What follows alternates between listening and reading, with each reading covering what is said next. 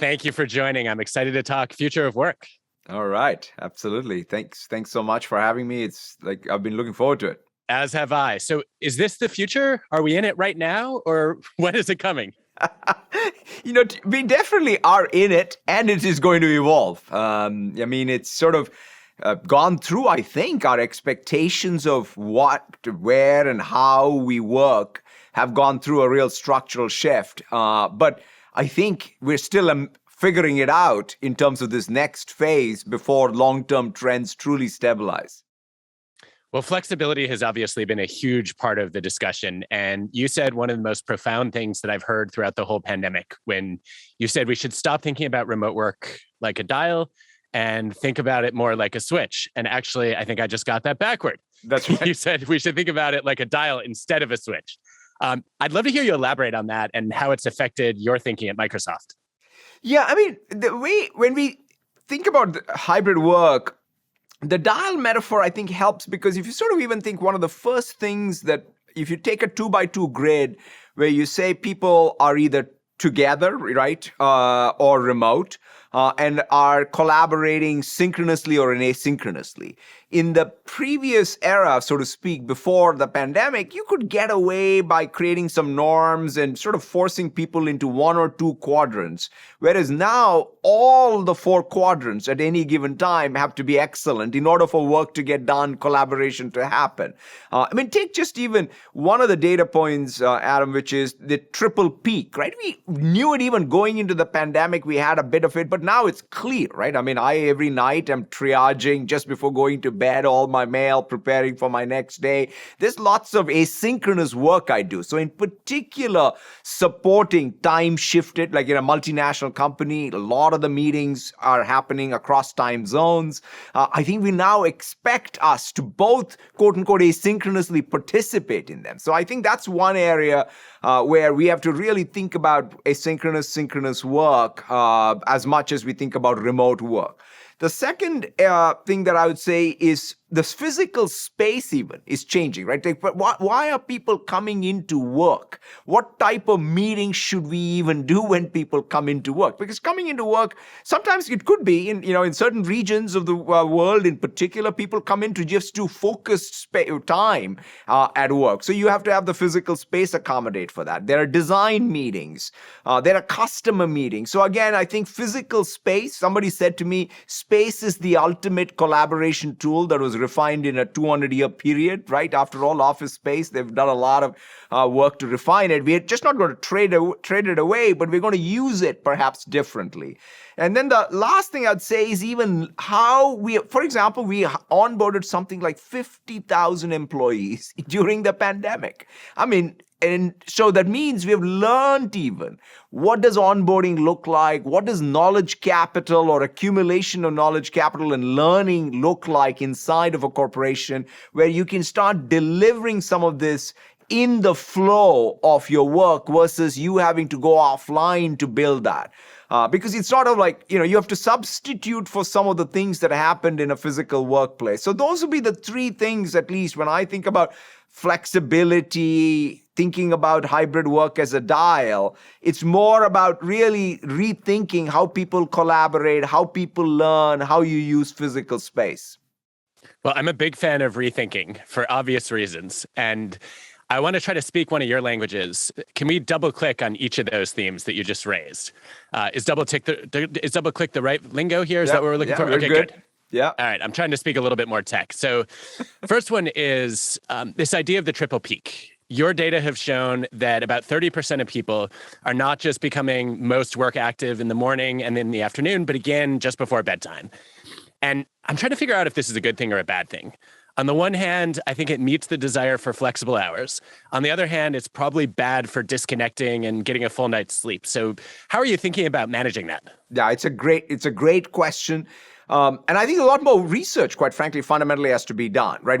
Because one of the ways we even think about the broader definition of productivity is more thinking about collaboration and obviously all the output metrics.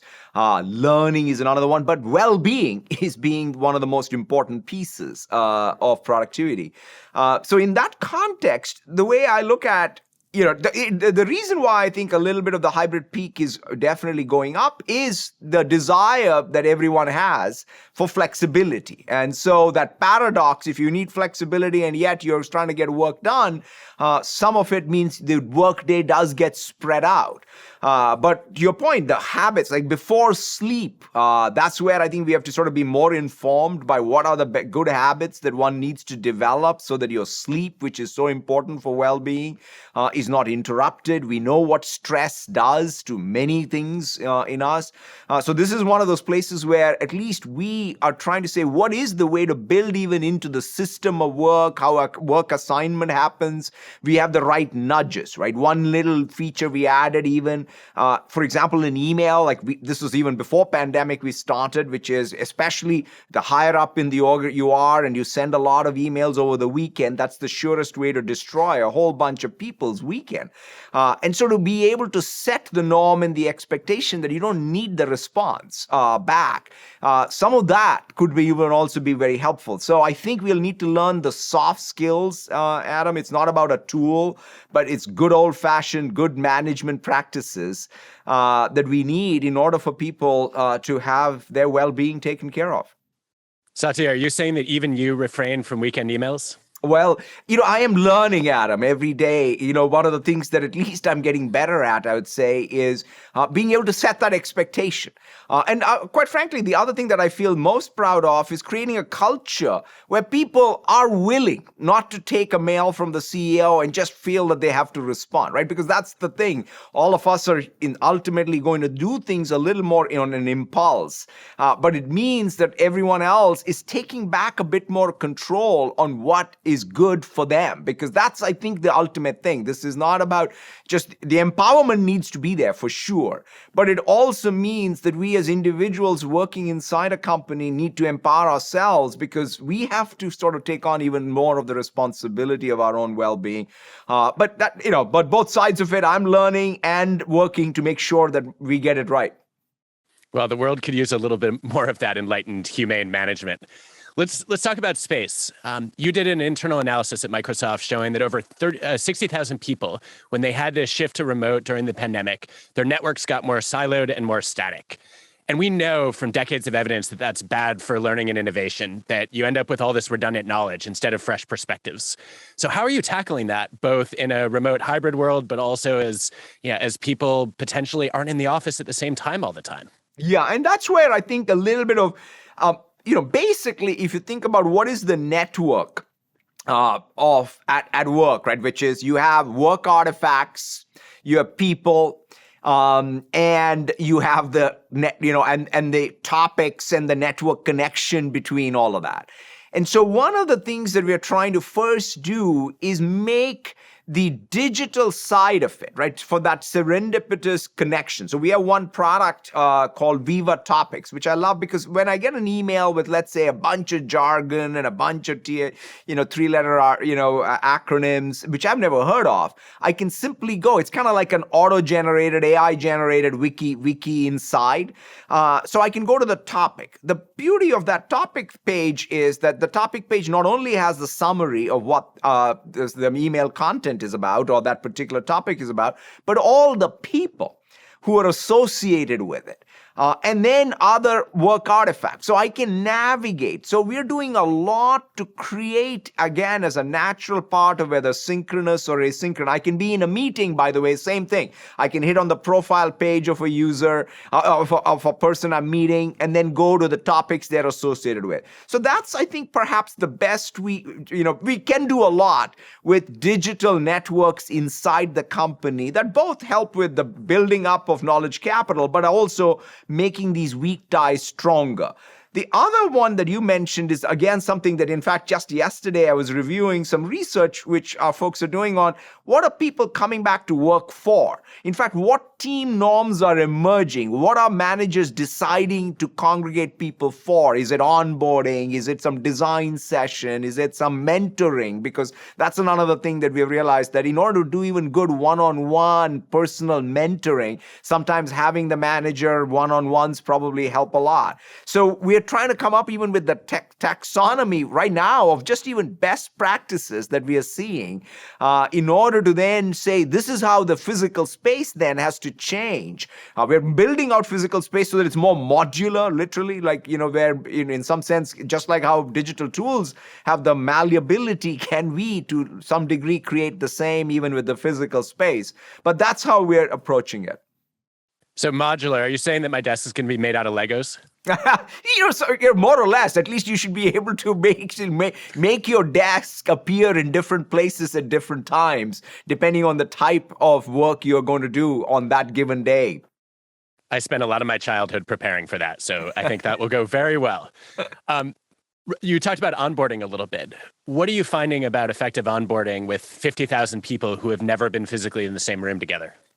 The biggest thing that we found is the direct connection to your immediate manager, right? I mean, if I think about what has happened is you had an onboarding system, people went for the onboarding week or day, and there were lots of other people who sort of helped you with many things. Whereas now the full service concierge is now your manager. And unless your manager deeply cares that and takes the responsibility of onboarding you, all of the sort of everything from, hey, are all the benefits provision? Are you having any challenges with any of the paperwork? To making the introduction to all the people who are needed, both inside the org, outside the org, right? There was this one fantastic practice of a very senior leader who got hired in, and I learned from one of my direct reports was how he took the real care in introducing the person who came into Microsoft to all the people personally. Like he would in fact set up the Teams call, and when she and make the introduction and then leave the Teams call so that then she could actually have the one-on-one with the person.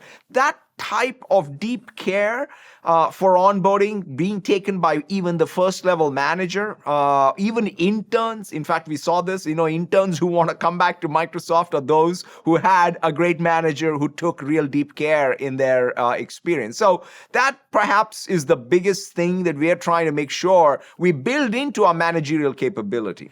When I look back as a first level manager at Microsoft, I said, God, this is all stuff that somebody would have to tell the first level manager about what their job really is, and all the steps they need to take. And so therefore, managerial capability, quite honestly, I think tech companies in general have had this thing about, hey, it's all about technology, and management is not the critical thing, except everybody's realizing and waking up and saying, look, leadership and management and technological excellence both go together.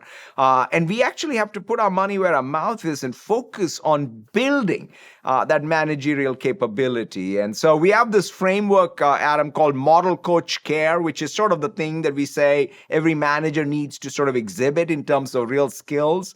And I'm glad we got that started a few years before the pandemic, and it's really helped us a lot during the pandemic. But I think that it's now become really clear to me that this is what the company's success depends not on great everyday management, because otherwise it's very, very hard to tackle some of these things that we're talking about. That approach of model coach care, I think, has been central to one of the major culture changes that you've spearheaded. There was a time, and I'm not going to locate it, but you can, when Microsoft was externally known for a lot of internal competition. Forced rankings that pitted people against each other were pretty popular. And you came in and challenged that dynamic and said, look, we want to collaborate. We want to be one Microsoft. Can you help us understand how you made that change real? Yeah, I mean, there were two things that I tried to focus on. Quite frankly, the way I came at it, Adam, was starting even with the very basics of being essentially the first non-founder CEO. I felt the real need to, in some sense, refound the company, borrowing the phrase that Reid Hoffman uses, which I like a lot, because from time to time, companies need that moment where you need to reground yourself, and starting with both the sense of purpose and mission, like why do we exist? And if we sort of disappeared, would anybody miss us? To remind, because I think every one of us who work in any company need that anchoring in order to then go on to make all the decisions and work we do. So I focused a lot on that purpose and mission. And then the other one was to really put forth the culture that we aspire to. And that's where I borrowed from Carol Dweck's work on growth mindset, which has been a godsend to us because, it's really helped us go from be these know-it-alls to learn-it-alls, at least as an aspirational state. And the good news is the day you say we have the growth mindset is when you become a know-it-all. And so therefore, it has helped us continuously think of this as, hey, a process of constant renewal. And that mission and culture has given us, perhaps, Adam, more of that permission to look inwards, look to what systems, processes, behaviors make us successful in the first place and reinforce them. And then the same thing, what systems, processes, and behaviors make us sort of not successful and then get rid of them, or at least try to not have them reappear as often as they do, because there are regressions always. Well, when Carol joins us later, we might have to replay your statement about her work being a godsend, because I can't think of a better setup than that. One of the things that I would love to hear your reaction to is I've found in some of my latest research that it's not enough just to admit that you have things to learn as a leader. It's helpful to ask for feedback and open the door. But what's much more powerful is to actually criticize yourself out loud, because that way you're not just claiming that you're receptive, you are proving that you can take it. And one of the things I've admired about your leadership for a long time is the humility and vulnerability that you show, that you're not afraid to admit when you don't have all the answers or when you made a mistake or got something wrong. Can you talk to us a little bit about how you built the confidence to share your mistakes and what that looks like doing it effectively? That's a great question. I think a little bit of that comes from, I think, feeling very secure, right? I mean, one of the things that I was talking to one of my members of our senior leadership team, and he's really doing a fantastic job of what he calls the safe space, right? I mean, the psychological safety that one creates around you, especially the more senior you are, becomes, I think, super important. And to your point, one technique of that is to share your own fallibility, because that gives confidence to others. And so I think that's, again, I go at it two ways. One is that personal trait of sort of feeling secure leads you to be more vulnerable. But then the real issue is systemically, how do you help people feel secure? And so that is where the cultural element of having psychological safety as being a first-class thing that's talked about, where people are not jumping down people's throats the first time they admit a mistake, which, by the way, I do sometimes, and then I have to check myself, right? Because someone even asked in my last staff meeting somewhere, asked me this question. Hey, when somebody sort of sends a mail where something's wrong, what do you do? And I thought about it for a while, and I said, the first thing that comes to mind, of course, I want to send back a flame mail too, like in the next person. But then at good times, I check myself and say, God, all that'll do is cause that person to be more stressed, but I got to really look at the systemic issues here and then help them recognize to fix it. So the more introspective we are in creating these safe zones and psychological safety as a cultural thing, as opposed to any one individual being vulnerable from time to time, I think is probably the most important thing. I think so too. And one of the things that surfaces for me is the challenge, especially for people from marginalized groups, to have that psychological safety. That's a great point. We know it's that much more difficult to speak up, whether you're raising a problem or bringing an idea, when you are not resembling the dominant majority in the room. And I know that's something you spend a lot of time on and care deeply about. What guidance do you have for leaders and managers there? That's a fantastic point. In fact, that is the crux of it, right? Which is that everyday practice of figuring out what is the lived experience of the people in your team. So when you think about when in the model coach care, that last element of care, it's that extra level of thought that you put into who are all the people on my team? And if anything, the pandemic has really grounded us on, look, we all went collectively through this one big tail event. The reality is all of us have different histories, different backgrounds, different tail events impacting us. And so being able to deeply have empathy for that and then making sure that their voice is heard in a meeting, that flexibility we talk about is being exercised to help people do their very best at work while they can take care of everything that's needed in their life. That is what I think is the big thing that I think we're all, I would say we're much more capable today just because of what the trauma of the pandemic has taught us that. Now the question is, how do we exercise it even when quote unquote things get back to normal? Because the reality is all of us, as you said, come from different places. We have different histories, and our everyday experiences are different. One of the other massive changes, right, when I look back at everything that's happened in our broader society over the last 2 years, I think the impact of what's happening broadly in the world on any employee at this point cannot be separated from how the employee feels at work. And it was never true, but I think that recognition today for all of us that when somebody shows up, when their community broadly is being impacted, you got to recognize it and you have to create voice. I mean, you got to create space for that voice. Are you ready for a lightning round? Let's do it. Okay, ground rules, looking for between a word and a sentence. You can pass once if you want. Okay. Make sense? All right. You can pass more times if you want, but I always think it's fun when we drag that extra answer out of you. So first question is, if you weren't in tech, what job would you most want to have? I'll trade with you. I don't want your job because I'm not qualified, but I think you'd be pretty good at mine. Okay, organizational psychologist, Satya's future career, teaching at a business school near you. Watch out. What is the case for working at Microsoft as opposed to other tech companies? If you want to make others cool, join Microsoft. If you want to be cool, join somebody else.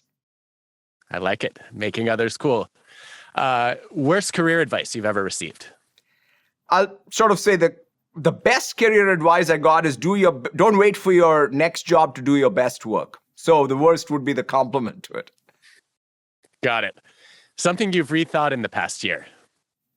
The role of multinational companies in terms of building bridges across people. More important in society, poetry or cricket? Poetry in cricket. What does that mean? I have to ask a follow-up there. It's just cricket to me, I can go on and on, is the game that has taught me everything there needs to be about leadership, life, and outlook. And so I love poetry. And so anytime I see a great spin bowler bowl, to me, it's poetry in action. All right, I'll take it. I have to now watch cricket to understand what that means. I'll get back to you. As far as being a learn-it-all is concerned, it seems like one of the last people in human history to successfully pull that off was Da Vinci. You're on your way. What is the next thing that you're excited to learn that you don't understand now?